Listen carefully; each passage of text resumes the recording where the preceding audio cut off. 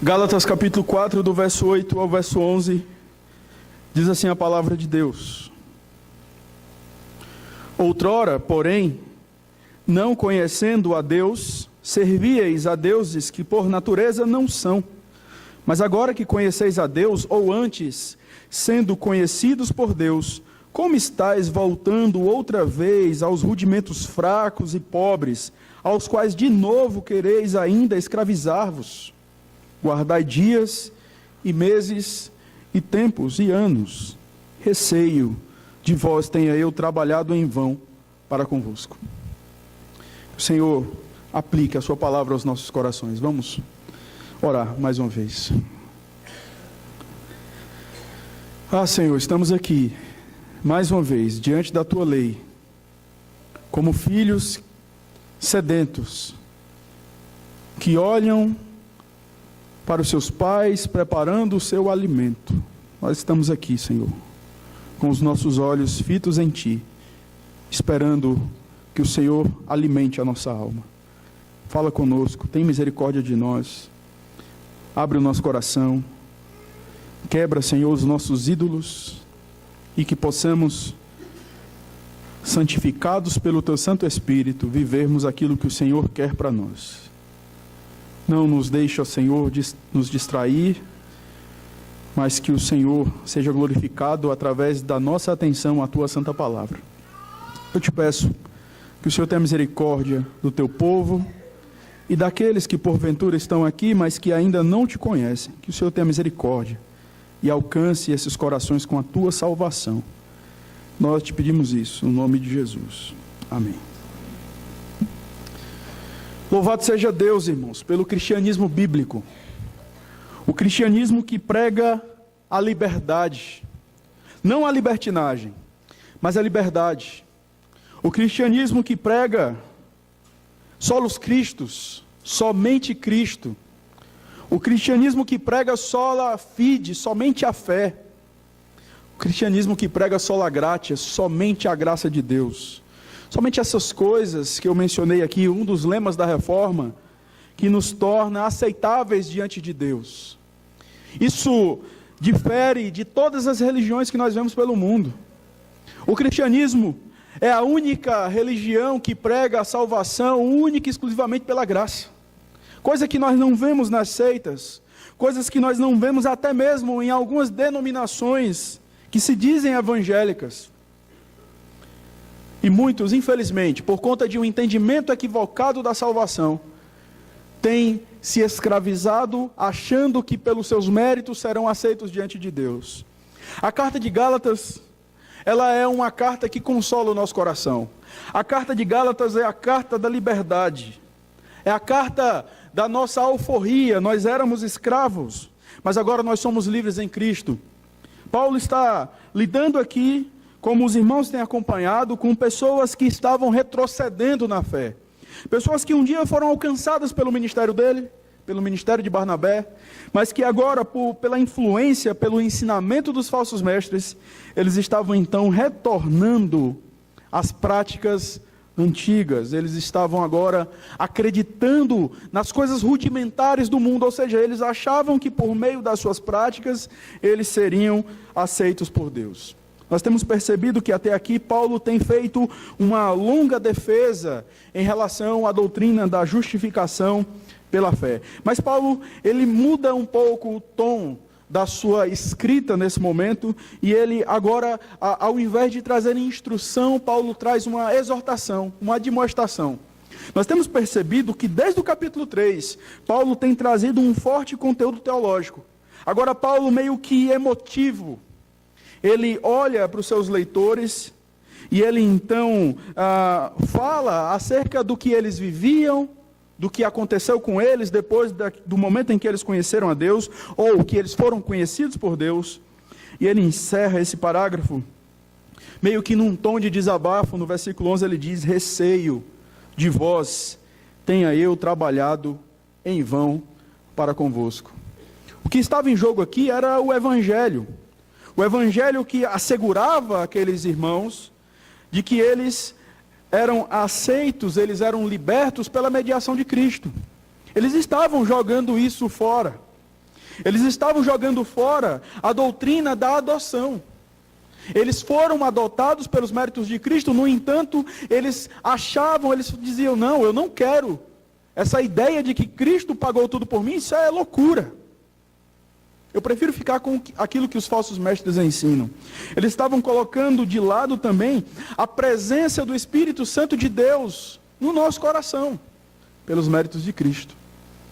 Eles estavam colocando de lado também a liberdade que eles tinham, a intimidade que eles tinham com Deus. Lembra do que nós vimos no domingo passado, no versículo 6? E porque vós sois filhos, enviou Deus ao nosso coração o Espírito de seu Filho que clama, Abba Pai.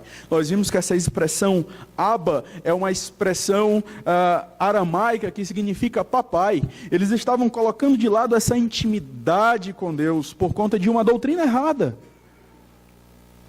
Não é à toa que Paulo os chama de insensatos. Vocês são insensatos. Os méritos de Cristo, a obra de Cristo garante não só a adoção de vocês, mas garante que vocês são herdeiros. Como é que vocês podem retroceder? Como é que vocês podem retornar? Outrora, eles abraçaram o paganismo e eles se tornaram, então, eles eram escravos do paganismo. Agora eles apenas estavam trocando de ídolos. Eles deixaram de ser escravos do paganismo e agora estavam retrocedendo à escravidão no sistema judaico. Aqui Paulo, como eu falei, ele volta ao motivo pelo qual ele escreve a sua carta. E é exatamente alertar aqueles irmãos, uma tentativa de fazer com que aqueles irmãos retornassem. Paulo ainda cria que eles eram crentes. Mas Paulo então, numa tentativa de convertê-los, digamos assim, sabemos que quem faz isso é Deus. Mas fazendo tudo aquilo que era possível a ele, Paulo então tenta admoestar esses irmãos para que eles retornem. E eu peço que você leia só 2 versículos comigo nesse momento, para que você entenda. O versículo 6 do capítulo 1, o texto que nós já pregamos, nós vemos aqui a perplexidade de Paulo. Admira-me que estejais passando tão depressa daquele que vos chamou na graça de Cristo para outro evangelho. No versículo 1 do capítulo 3, Paulo chama esses irmãos de insensatos, porque eles estavam como que fascinados. A palavra aqui traz a ideia de alguém que está como que hipnotizado pelo ensinamento daqueles falsos mestres. Diante disso, eu creio que nós temos um texto bastante objetivo naquilo que se propõe a nos passar. E eu quero então convidá-los a mais uma vez pensar comigo sobre o tema cuidado para não retroceder na fé. Em primeiro lugar, nós percebemos aí no versículo 8, Paulo, ele fala sobre a vida daqueles irmãos antes de serem alcançados pela graça salvadora. Olha o versículo 8, olha o que aqui Paulo diz. Outrora, porém, não conhecendo a Deus, servíeis a deuses que por natureza não o são. Paulo, como eu falei, ele inicia narrando a história daqueles irmãos antes de Cristo. Outrora, porém, não conhecendo a Deus. Houve um tempo em que os Gálatas, eles não conheciam a Deus salvificamente. Entenda uma coisa. Paulo não está dizendo, se ele estivesse dizendo isso, ele estaria se contradizendo, mas Paulo, ele não está dizendo que o homem não possui um conhecimento de Deus. O homem possui um conhecimento de Deus. Nós já vimos isso em alguns momentos. Romanos capítulo 2, no versículo 14, versículo 15, a palavra de Deus diz que Deus colocou a sua lei no coração do homem. Sabe aquele homem que ele sabe que roubar é errado, quando ele comete algo nesse sentido, quando ele mata alguém, é claro que a gente percebe aí pessoas que não estão nem aí para muitas coisas, mas até essa pessoa que não está nem aí, ela tem um certo senso de moral. Isso é o reflexo da lei de Deus plantada no coração do homem. A palavra de Deus nos diz que o homem pode perceber a Deus, ou seja, ele pode ter um certo conhecimento de Deus na criação. Isso nós vemos lá em Romanos, capítulo 1, do versículo 19 ao versículo 21. Mas tais homens, ao invés de pegarem esse conhecimento e adorarem o Criador, eles adoram a criatura. Eles pervertem, eles distorcem o conhecimento de Deus, eles vão suprimir a verdade de Deus e então fazer aquilo que eles querem. O conhecimento daqueles irmãos em relação a Deus era um conhecimento insuficiente para serem filhos, de modo que eles eram escravos. Eles serviam a outros deuses. É isso que a palavra de Deus nos diz no verso 8. Servíeis a deuses que por natureza não o são. Essa palavra serviço aqui, servíeis, é a palavra doulos, de onde nós entendemos a palavra escravo. Eles eram escravos de outros deuses. E Paulo fala algo interessante aqui para nós. Paulo diz que esses deuses por natureza, eles não existiam. E é fato, irmãos, que nós devemos encarar dessa forma. Os deuses, os ídolos que são mencionados por aí, como por exemplo Zeus ou Diana e tantos outros deuses do hinduísmo, seja lá de outras religiões, esses deuses não existem. Eles na verdade são construídos pela imaginação do homem, mas por natureza eles não existem. O que a Escritura fala é que os demônios existem, mas deuses não. Na verdade, a idolatria, ela nasce no coração do homem, muito ao contrário daquilo que nós vemos no cristianismo. Deus se revela a nós, porque Deus existe, porque Deus é, Ele sempre foi. De modo que nós devemos olhar aqueles que idolatram imagens, como pessoas que idolatram ídolos criados em sua própria mente. Paulo está dizendo exatamente isso. A adoração deles era vazia, porque eles serviam a deuses que não existiam. E há um contraste quando nós olhamos para as Escrituras. Por exemplo, lá em Isaías capítulo 46, no versículo 1, o autor diz assim: Bel se encurva, Nebo se abaixa, os ídolos são postos sobre os animais, sobre as bestas. As cargas que costumáveis levar são canseira para as bestas já cansadas. Esses ídolos não têm autonomia, esses ídolos não têm sentimento, esses ídolos são absolutamente vazios, eles são meramente pedra e madeira. Mas ao contrário desses ídolos, no versículo 4, Deus, Ele é aquele que nutre sentimentos por nós, Deus é aquele que nos ama desde a fundação do mundo, e é aquele que se importa conosco.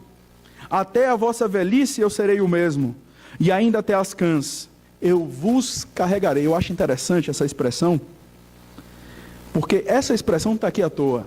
É exatamente um contraste que nós vemos do versículo 1 com o versículo 4. Os ídolos são carregados. Eu sou o Deus que carrego vocês. Eu sou um Deus vivo. Já o tenho feito. Levar-vos-ei, pois, carregar-vos-ei, e vos salvarei. Essa idolatria dos irmãos da Galácia, antes de conhecer o Evangelho, era uma idolatria que produzia escravidão, medo e degradação moral. Não se engane, nós nos parecemos com aquilo que nós adoramos.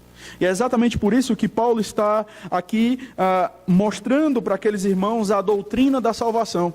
Porque isso vai repercutir na vida daquelas pessoas. Muitos deles, pelo fato de estarem agora retornando ao judaísmo, retornando a um sistema onde a base da aceitação são os meus méritos, muitos deles estavam agora abraçando atividades morais reprováveis, coisa que a gente vai ver mais na frente. Mas era exatamente isso que acontecia com eles antes de se converterem, e agora, depois da conversão, eles estavam voltando a essa idolatria. E entenda uma coisa, esses irmãos da Galácia, eles diziam que estavam adorando a Deus, eles diziam que serviam a Deus, eles diziam que conheciam a Cristo, de modo que é possível você estar aqui nesta noite, ser um idólatra, mesmo dizendo, não, mas eu conheço a Deus, mas eu sirvo a Cristo. A pergunta é, esse Deus, esse Cristo a quem você serve, é o Deus das Escrituras? É o Deus que é revelado na palavra ou é o Deus fabricado na sua mente? Era exatamente o que estava acontecendo aqui. Se você fosse perguntar para os irmãos da Galácia, vocês estão adorando novamente a Zeus? Vocês estão adorando novamente a Diana? Eles diriam, não, nós não estamos fazendo isso. Nós estamos adorando o Deus de Israel.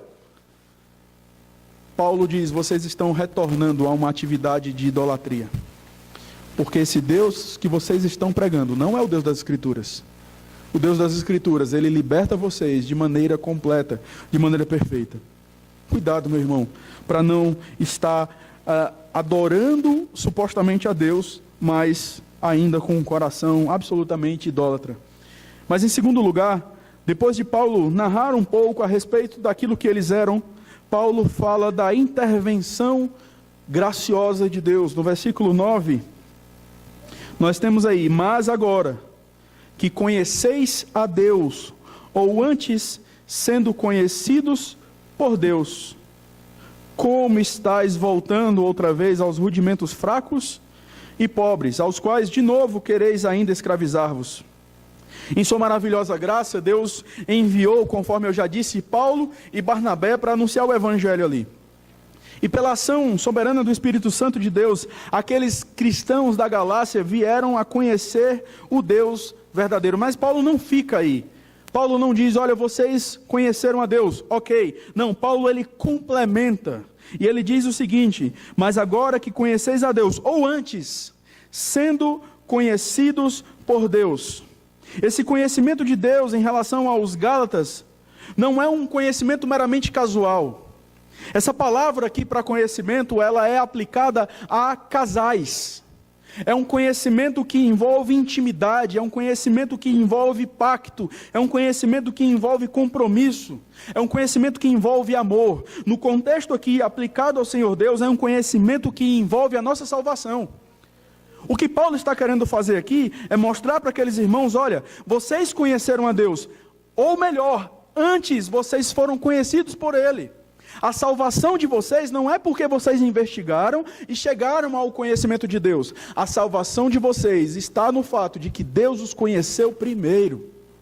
Isso que Paulo está querendo lembrar aqueles irmãos. E algo que eles tinham se esquecido. Quando falamos de conhecimento, sempre estamos associando isso na Escritura. Vemos a associação em relação à salvação. João capítulo 10, versículo 14... o Senhor Jesus diz: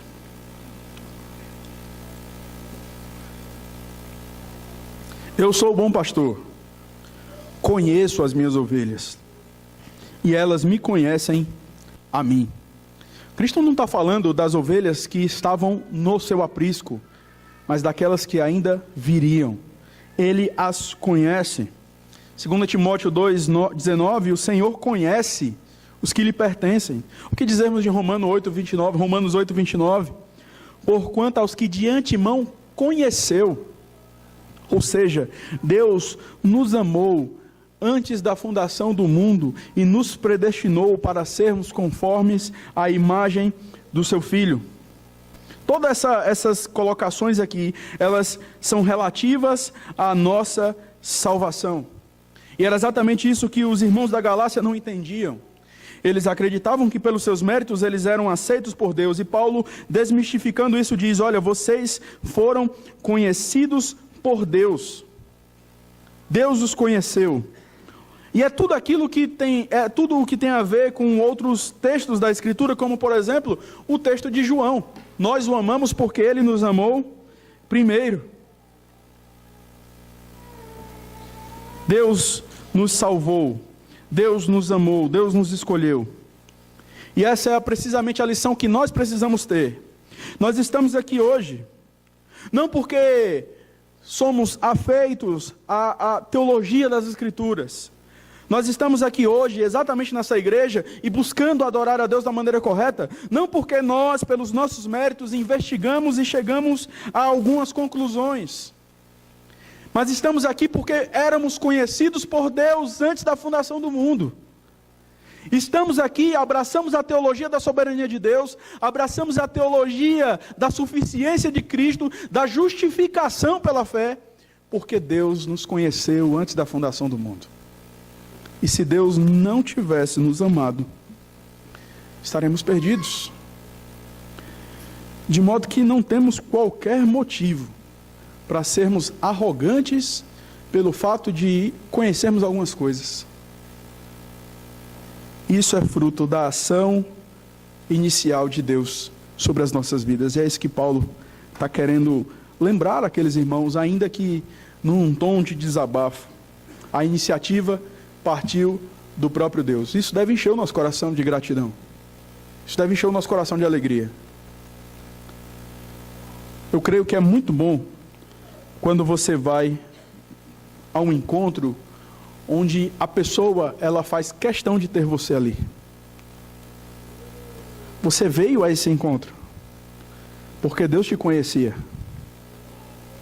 Lembra daquilo que já falamos? A carta de Paulo aos Gálatas não é só a carta da liberdade, mas é a carta que destrói aquela religiosidade externa, formalista, que nos afasta do objeto da nossa adoração. Paulo, ele está trazendo esses irmãos não só para o entendimento de que a salvação deles foi pela graça, mas para o entendimento de que eles têm liberdade na casa do seu pai. Eles têm intimidade com o seu pai. Esse pai os conhece e os ama. E eles estavam colocando isso de lado, por conta dos falsos ensinos. Terceiro lugar, Paulo, ainda no verso 9,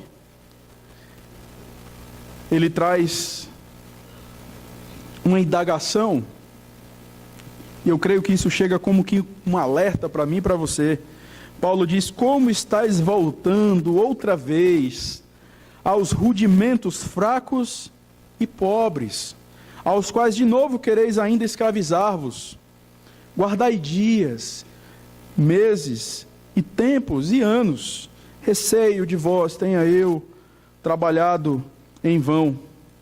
O apóstolo Paulo estava escandalizado ao ver como aqueles homens que foram outrora alcançados pela graça estavam agora num processo de apostasia. Eles estavam influenciados pelos falsos ensinos. É possível, irmãos. Não é possível você perder a sua salvação. Mas é possível você ser enganado por uma doutrina equivocada. É possível. Nossa, mas isso não existe, então o que é que você vai fazer com Gálatas? Você vai rasgar Gálatas da sua Bíblia? É possível. É possível. É tanto que Paulo, mesmo olhando para aqueles irmãos, nesse processo de apostasia, aqueles irmãos diziam: não, Paulo, é a circuncisão que me salva. Não, Paulo, eu preciso observar a lei mosaica para ser salvo. Paulo ainda acredita que aqueles irmãos eram salvos e ele os exorta, ainda crendo que possivelmente ele tenha trabalhado em vão, ou seja, possivelmente eles não eram crentes. Se eles não atendessem ao chamado de arrependimento, eles iriam evidenciar isso. Sabe qual foi o problema daqueles irmãos? Eles se acharam autossuficientes. Eles achavam que por meio da sua força eles seriam aceitos. E se isolaram. Paulo vai usar dois adjetivos para falar acerca desses rudimentos. Esses rudimentos, ou seja, esse beabá do mundo, é fraco e é pobre. É fraco porque ele é totalmente incapaz de atender o homem naquilo que diz respeito a aproximar o homem de Deus. Não se esqueça, eles achavam que adoravam a Deus, eles achavam que se aproximariam de Deus por meio da sua obediência. Entenda, a obediência é importante, mas ela jamais pode ser vista como meio da aceitação de Deus por nós. Jamais. É aquilo que foi dito hoje pela manhã. Eles pegaram algo que é bom, obediência, mas eles enfatizavam tanto isso em detrimento da graça, que eles criaram uma heresia. Esse rudimento, ele não é só fraco, ele é pobre. E a palavra pobreza aqui traz a ideia de um mendigo que se encurva, implorando por comida. Ou seja, faz com que aquelas pessoas voltem àquele aspecto de escravidão, de servidão, e não de liberdade. Eles estavam fazendo isso conscientemente. Ainda que Paulo diga, meio que hipnotizados, meio que fascinados ali, eles estavam fazendo isso por decisão própria. E Paulo, quando olha essa situação, Paulo compara a situação que eles viviam antes de conhecerem a Deus. É o que Paulo fala aqui na indagação dele. Vocês querem voltar à escravidão? Entenda, eles estavam apenas deixando de lado a idolatria pagã e agora estavam abraçando a idolatria com a cara de evangelismo, de evangélico, com a cara gospel, digamos assim. E é assim, irmãos, que nós muitas vezes nos encontramos, quando buscamos a aceitação de Deus pelos nossos próprios méritos, incapazes, descontentes e frustrados. O Evangelho, embora na sua cabeça ou na cabeça de algumas pessoas seja algo básico que você já saiba, é a base do nosso relacionamento com Deus. Sabe por que você ora? Por causa do Evangelho. Sabe por que você ora na certeza de que Deus vai te ouvir? Por causa do Evangelho. Quantas vezes a gente não deixa de orar pensando assim, mas Deus não vai me ouvir? Mas eu não mereço ser ouvido por Deus. E eu te pergunto, em algum momento você merece?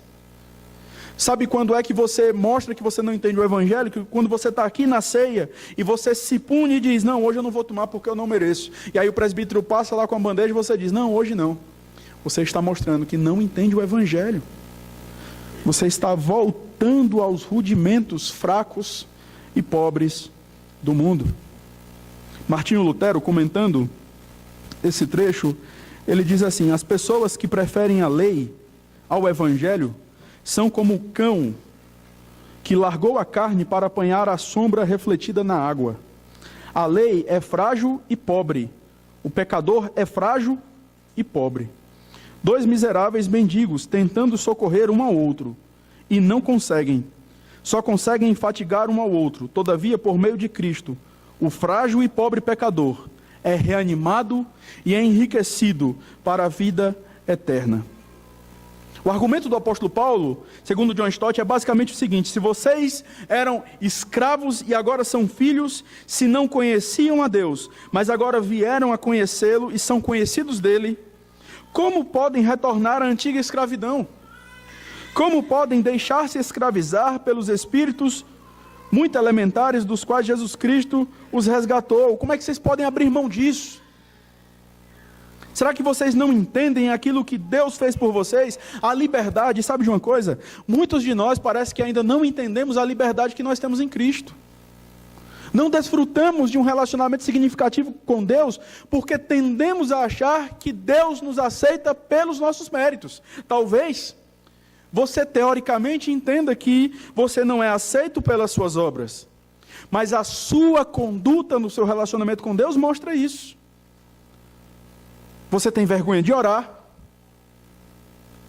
você acha que Deus não vai te ouvir, você acha que não merece ser usado por Deus. É claro, nunca mereceremos, mas nós não devemos ficar só com aquele sentimento de incapacidade. O crente é aquele que anda com dois sentimentos no seu coração: o sentimento de incapacidade e o sentimento de satisfação em Cristo. Eu não mereço, mas Cristo me faz fazer isso. Eu não posso, mas Cristo pode em mim. Eu sei que por mim mesmo eu não sou aceito, mas Cristo me torna aceito diante de Deus. Paulo usa agora, conta um pouco daquilo que eles estavam fazendo. Olha o versículo 10. Guardai dias, meses e tempos e anos. Toda carta que Paulo está combatendo aqui é exatamente essas pessoas que achavam que a salvação era pelas obras, achavam que era pela sua obediência. Quando Paulo faz essa colocação aqui no versículo 10, ele não está mais falando acerca daquilo que acontecia no paganismo, ele está falando agora em relação àquilo que acontece no judaísmo. O judaísmo, ele tem os seus dias especiais, ele tem as suas festas, dias de lua nova, por exemplo, questões que nós sabemos que são relativas ao Antigo Testamento. Eles estavam observando essas coisas e achando que por meio delas eles seriam aceitos. Eu não vejo Paulo, por exemplo, essa ideia que eu tenho quando eu leio o texto, quando eu estudo o texto, que Paulo está criticando a atitude em si, mas o que Paulo está criticando é o fato deles acreditarem que por causa disso eles eram então salvos, por causa da obediência deles. Paulo está dizendo, essa obediência de vocês para obter a aceitação divina é inútil, é superstição. A parte de Cristo, Até mesmo a obediência de coisas lícitas é superstição. A parte de Cristo, até mesmo a obediência de coisas lícitas como meio de aceitação diante de Deus é superstição, é idolatria. Guardar o dia do Senhor é um privilégio, mas guardar o dia do Senhor achando que vai ser aceito por Deus, que vai ser mais amado por Deus por causa disso, é idolatria, é superstição. Entenda, devemos guardar o dia do Senhor, mas não devemos guardar o dia do Senhor para termos o favor de Deus. Não devemos guardar o dia do Senhor para sermos... E muitas vezes parece que é isso que acontece. Nós queremos ser vistos como piedosos. Quem deve ser visto é Cristo em nós.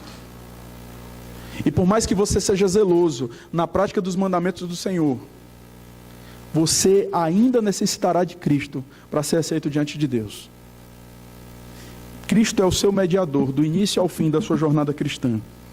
E ainda que você baixe a sua cabeça aqui no momento de culto e peça perdão a Deus, quando você abre os seus olhos, meu querido, você continua precisando de Cristo da mesma forma. Mas muitos de nós temos aquela ideia do confessionário, né? Que a gente vai lá no padre, quem aqui já foi católico sabe do que eu estou falando. Você vai lá no padre, confessa os seus pecados ao padre, aí o padre vai lá, reza um Pai Nosso, uma Ave Maria, um Salve Rainha, coisas assim. Eu sei, eu já fui católico, sei como é que é. E aí você sai de lá com aquela sensação de leveza, achando que agora você é imaculado. E tem muito crente que parece que pensa isso, que naquele momento da confissão, quando o pastor diz amém, agora eu acho que Deus, Ele tem que me ouvir, porque eu estou perdoado. Não, você está perdoado, mas você continua pecador, você continua necessitado de Cristo. Quantas vezes nós não achamos que somos aceitos por Deus, porque, por exemplo, chegou outubro e eu estou quase perto de ler a Bíblia, toda. Eu estou falando de coisas bem práticas mesmo, porque muitas vezes nós achamos isso, que somos aceitos pela nossa prática, pela nossa religião. Aqueles irmãos estavam agindo de maneira tola, e Paulo meio que, é claro, eu não posso dizer que isso aconteceu, mas eu tento imaginar aqui, e eu não estou inferindo nada, isso não altera em nada. Paulo meio que chateado com aquela situação, meio que balançando a cabeça, como é que vocês estão voltando a isso? Olha a doutrina maravilhosa que vocês estão colocando de lado. Vocês não serão aceitos, vocês só abraçarão o medo, enquanto vocês acreditarem que é pelos méritos de vocês. O que nós podemos aprender desse texto curto, desse texto objetivo para nós? Nós podemos aprender, em primeiro lugar, que nós devemos ter cuidado para não abandonarmos o verdadeiro evangelho. E eu sei, irmãos, que nós já falamos sobre isso, por exemplo, quando pregamos no capítulo 1, quando expomos o versículo 6. Mas é exatamente a ideia que se repete aqui. Aqueles irmãos, mesmo alcançados pela graça de Deus, eles estavam retornando aos rudimentos fracos e pobres do mundo. Eles estavam retornando à idolatria. Cuidado. Não seja orgulhoso. Não ache que você pode caminhar na vida cristã sozinho, que você não pode aprender com ninguém, que você não pode conhecer mais da Escritura. As pessoas caem porque elas caem nas coisas elementares. As pessoas não conseguem dormir e abraçam a ansiedade porque elas se esquecem de que Deus é soberano. Ou seja, elas esquecem do óbvio. Elas acham que se bancam na vida cristã e se isolam. Não, aqui ninguém entra, na minha casa ninguém mexe, ninguém fala como é que eu devo conduzir a minha família, ninguém fala como é que eu devo conduzir a minha vida. Esses são os ingredientes necessários para a queda de todo homem. Orgulho. Procure aprender nas fontes corretas. Quem você tem ouvido?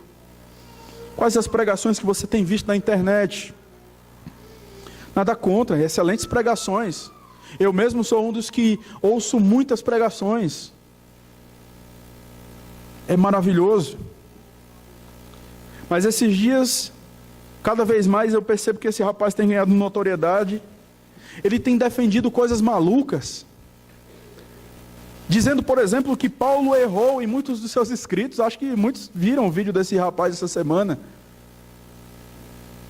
dizendo que Paulo, ele era orgulhoso, ele era isso, era aquilo outro. Não estou dizendo que Paulo era impecável, mas ele exatamente estava fazendo aquilo que os falsos mestres aqui estavam fazendo, atacando o caráter de Paulo para enfraquecer a sua mensagem. Ainda tem maluco desse tipo ainda hoje, defendendo, por exemplo, que o profeta Daniel era homossexual, e se diz professor de teologia.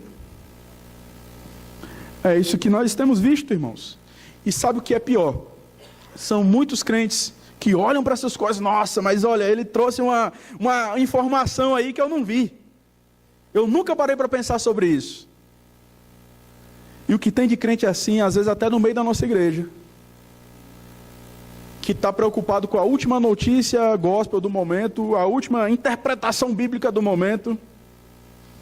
Que Deus tenha misericórdia da sua vida. E que você abrace a boa tradição de interpretação bíblica reformada, que tem de fato exaltado o Senhor. Cuidado para você não retroceder. Cuidado para você não apostatar. Eu sei que a doutrina da segurança da salvação, ela é para todos nós. Mas ao mesmo tempo, o apóstolo Pedro está lá dizendo: olha, buscai com diligência cada vez maior confirmar a vossa vocação e eleição. Tem pessoas que acham que são crentes, mas no dia que elas morrerem, elas irão abrir seus olhos no inferno e não nos céus. Você tem certeza da sua salvação? Outra pergunta: baseado em que você tem certeza da sua salvação? Cuidado. A segunda e última lição que eu quero trazer aqui para os irmãos: lembre-se de quem você é em Cristo. Lembre-se de quem você é em Cristo. O que é que os Gálatas tinham feito? Eles tinham esquecido isso. Eles esqueceram quem eles eram em Cristo. Eles esqueceram que eles eram libertos em Cristo. Eles esqueceram que eles eram filhos em Cristo. Eles esqueceram que eles eram herdeiros em Cristo. Eles esqueceram que eles eram justificados em Cristo. Eles esqueceram. E o que é que pode me fazer lembrar dessas coisas? A leitura das Escrituras, a leitura diária da Palavra de Deus. É isso que vai me lembrar todos os dias quem eu sou em Cristo. Sabe por que nós temos dificuldade com a nossa identidade cristã? Porque nós não abrimos a Palavra de Deus diariamente. Achamos que o nosso conhecimento já nos basta. Você acha que Deus instituiu a ceia por quê? Para nos lembrar quem somos em Cristo.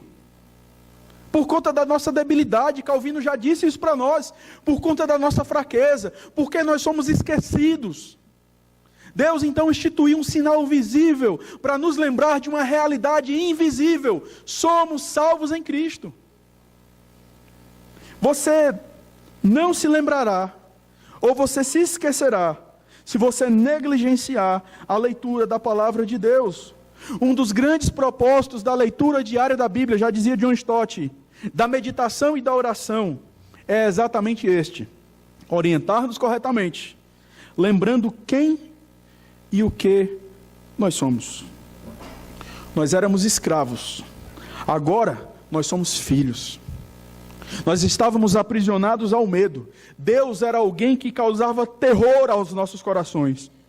Agora Deus é alvo das nossas afeições.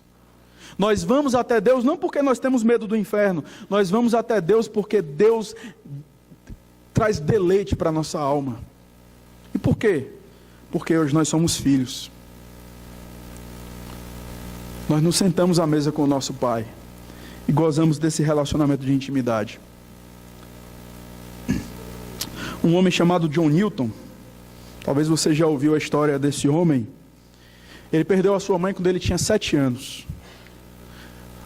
A sua história mostra que com 11 anos ele começou a traficar escravos, a vender escravos. E ele então, ainda com 11 anos, ele se desvirtuou completamente dos ensinos que a sua mãe tinha trazido para ele. Ele abraçou a perversão, ele abraçou tudo de ruim. Mas interessante que aos seus 23 anos, mais precisamente em 1748, houve uma grande tempestade, E o navio onde John Newton estava a ponto de naufragar. E naquele momento ele se ajoelha e ele começa a clamar a Deus pela sua misericórdia. E ele ali, naquele momento, ele se lembra dos ensinos da sua mãe. E ele então, pela sua graça, pela graça de Deus, pela misericórdia do Senhor, ele então é verdadeiramente convertido. Ele tem ali um encontro com o Senhor. E o que é interessante é que ele resolve, após esta experiência que ele teve com Deus, esse momento que ele teve com o Senhor, ele resolve colocar em cima da lareira da sua casa, em letras grandes, o texto que está lá em Deuteronômio capítulo 15, versículo 15, que diz: lembrar-te-ás de que foste servo na terra do Egito, e de que o Senhor, teu Deus, te libertou, te remiu. Ou seja, aquele homem, depois desse momento, ele ainda encontrava necessidade de lembrar quem ele era e o que ele é agora em Cristo. Um dia ele foi escravo, mas hoje ele é liberto em Cristo. Nós devemos, irmãos, nos lembrar sempre de quem nós éramos e de quem nós somos hoje. Você foi alvo da graça soberana de Deus. Um dia nós éramos idólatras, escravos. Um dia nós víamos a Deus pelas lentes do medo. Hoje nós vemos a Deus pela liberdade conquistada pelos méritos de Cristo. Que Deus nos ajude, irmãos, a desfrutarmos dessa liberdade com o nosso Pai. Que você se lembre quem você era e o que você é hoje. E que você saiba que isso que você é hoje é fruto da bondade de Deus. E isso deve nortear a nossa vida. É isso que aqueles irmãos se esqueceram. E Paulo chega ao ponto de dizer: receio de vós, tenha eu trabalhado em vão para convosco. Pergunta a você: será que o evangelho que chegou até nós foi em vão? Ou será que de fato nós gozamos, desfrutamos dessa liberdade maravilhosa em Cristo? Que Deus nos abençoe e que, como uma comunidade de livres, possamos nos reunir aqui domingo após domingo para bendizermos o nosso Deus. Nada enche mais os nossos corações do que sabermos que em Cristo nós somos livres. Louvado seja Ele por isso. Vamos orar?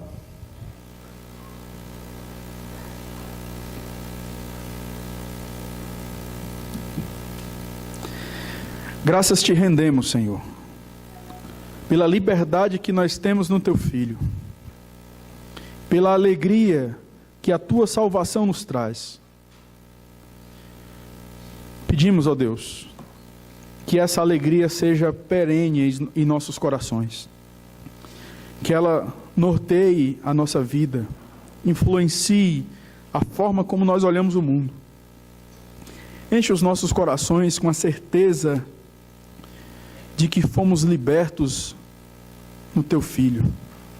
Tem misericórdia de nós, porque muitas vezes, mesmo sendo livres, nós preferimos voltar aos rudimentos do mundo e nos portarmos diante do Senhor como que pessoas que precisam fazer algo para serem aceitas diante de Ti. Nos livra disso, Senhor. Nos livra e traz maturidade à nossa fé. É isso que nós te pedimos no nome de Jesus. Amém.